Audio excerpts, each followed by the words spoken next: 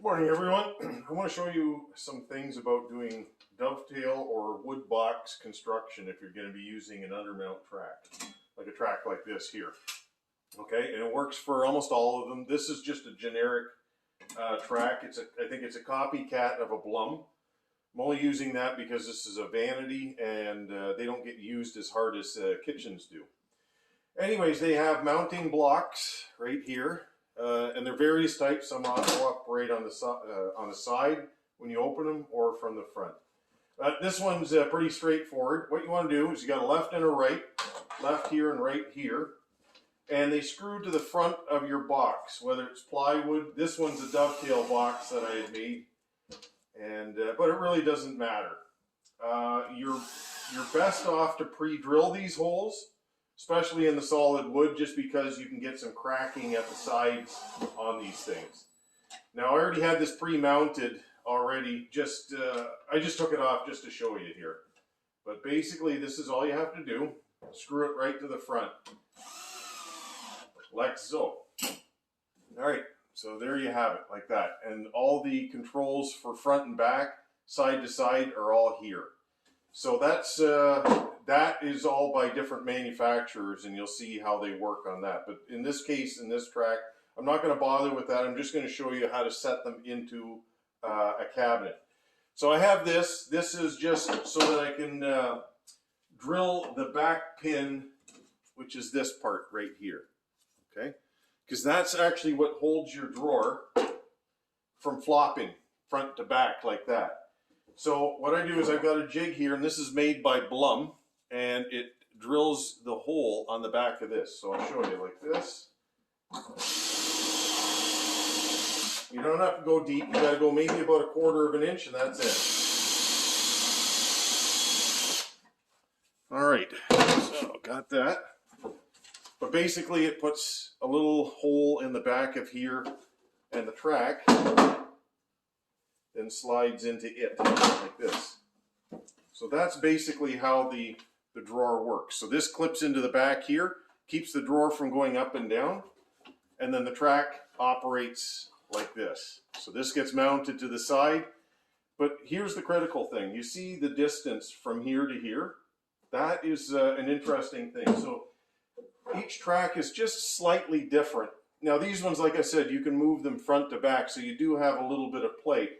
But you want to be able to, what I call factory set, as close as you can right off the bat. So I just take my square and I just measure it right to the edge of this part here. Okay, so basically from the front of your drawer to the edge of your track.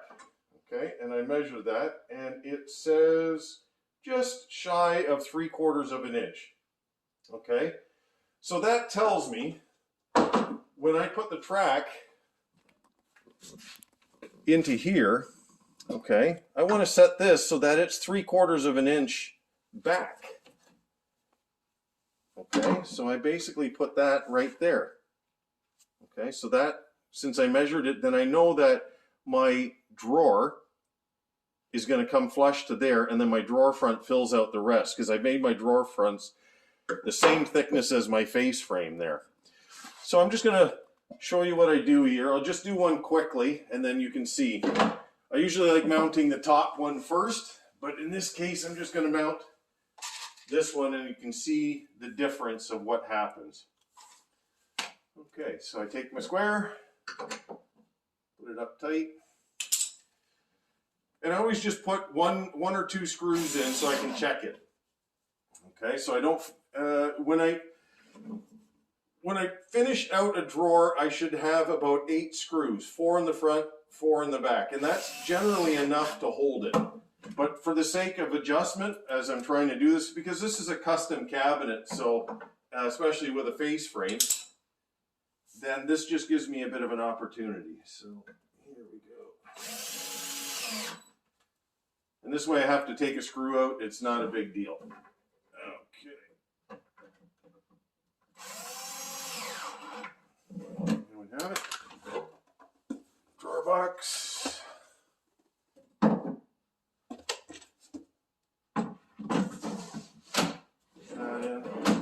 There we go. I'm going to grab the drawer front for a second, and then I'm going to check to make sure that everything is parallel this way. All right, so here it is. Here's your drawer front. Okay, now I put that in there, and you can just feel it. It's just a little bit back from the front of my edge here. That's what I want. I don't want it forward. I always want it just a little bit back. But here's the thing. This is where it's important. It's called the neutral position of my receptor in the back here. So basically, I've got this pushed all the way forward as far as it goes. Okay, so this one, that means this thing is as close to the front edge of my drawer box as possible. That way, if I need to bring this out a little bit just to adjust it, I just back these off just slightly. Okay, and then, sorry, I got the wrong one here. You just back it off slightly like this. Okay, so right now I've got it at the furthest point there, and here, look at that. You can just roll it out and you can see how it adjusts out.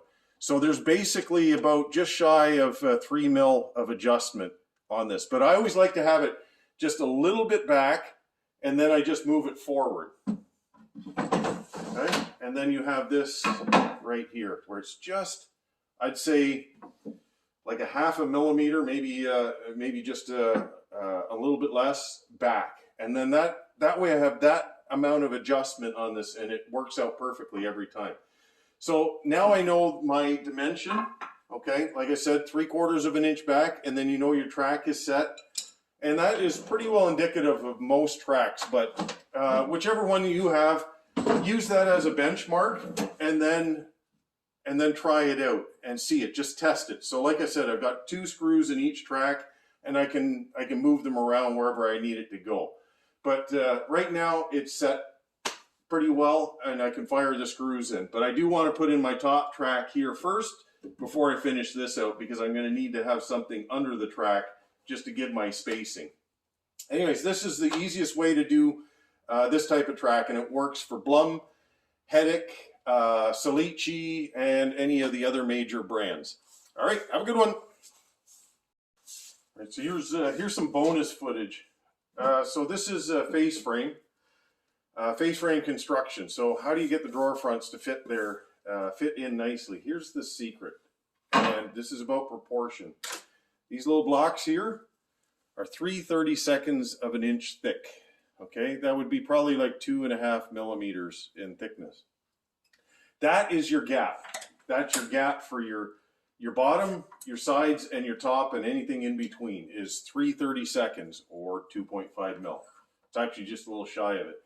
But the reason is you put this in, okay, and then you can kind of gap it. So this is how I adjust for these things when I'm actually making my drawer fronts. I use these spacers just to make sure and check that everything is good.